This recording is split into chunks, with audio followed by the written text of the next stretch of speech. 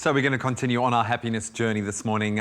We are sparking happiness by rooting into our physicality today with Noah's help. And another way to keep your mind and your body happy is by giving it the nourishment it needs, by spending a bit of time and energy, investing that into your body in an innovative way when it comes to a smoothie. And that's why we are diving into this nutrition-packed and oh so tasty summer berry breakfast smoothie. And I'm going to ask Noah to join us to help me work through the dynamics here. Noah, we're going to see if we can stress you out, okay, by throwing you into the kitchen and making a smoothie. I was doing the workout with you and going through the steps. Thank you so much. It's just so nice to have a practical go-to. Yes. You can imagine in our environment where it's this constant kind of up and down and you've got so many different energies influencing you. So I think you've probably helped a lot of us in a very fundamental way. Are you up for helping me make a smoothie? I'm going to make the smoothie. Yes, I will guide you through it. We will talk through it. But we obviously look at holistic health. How important is it for you to eat right? Yeah, extremely healthy. And of course, it matches how I'm feeling. So on days when I'm not feeling so great, that doesn't go so well.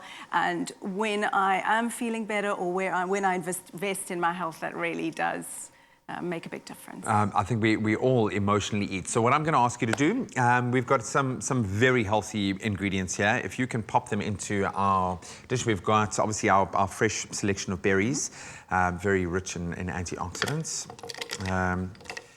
Unless you want something that's going to be, helping you feel lighter, not heavier, obviously.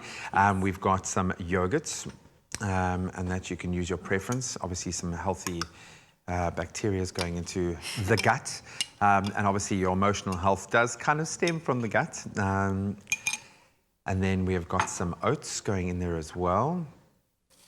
And then the real star of the show is the beetroot powder. Helps with your cardiovascular health, absolutely vital additionally. And then we've got some dates just for a little bit of additional sweetness going in. Is this kind of something that you would Yeah, you would go for? Absolutely. And then if you can top it up with the water. And I mean, apart from the colors that we know, just pop and explode and kind of get our body understanding what we're going to be getting. Then I'm going to finish this off for you. So what is your normal routine for someone who lives in this happy space? How do you, because you can't feel that way all the time, no. But you've got the tools. How do you start your day? How do you get yourself into that right mindset? My ideal day starts with a few quiet moments. I have children, and that day starts pretty hectically, so I will get up a little bit earlier and make sure that I choose my favorite of the physical skills that cultivate my feel-good biochemistry, whether it's a bit of yoga, a bit of mindfulness, a bit of shaking out, whatever I feel like I need to set the tone for the day. Kids, how old are your kids? 11 and 6. So full on. See, I've got a 9-month and a 3-year-old, and my 3-year-old is physically very demanding, but also now entering that phase where I feel like I've got to give him more as a parent, and I'm relishing the opportunity to parent him. Do you use this in that relationship? How do your children respond to this, and how are you able to weave it into that space? Earlier, for me, that I introduced berries and vegetables, fresh vegetables, has cultivated their love of it. So they will eat some healthy food, and of course they love the unhealthy food too. But I found the earliest I normalized it, and my husband and I normalized it, that it really made a difference. Do they dance? Do they have this physical mind-body connection? They like to dance naturally, and they're starting some dance lessons, which is great. I love it, man. No, I can't wait. I think my son he's unfortunately inherited my lack of musicality now, but I've got high hopes for him. Okay, let's...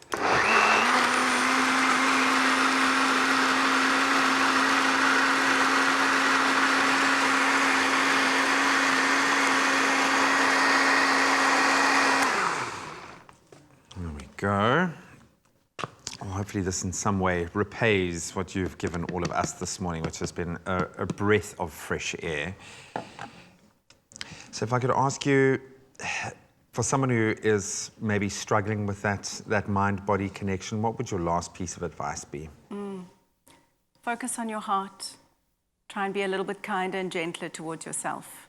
If you're going through a hard time, see if you can even send a little love towards yourself.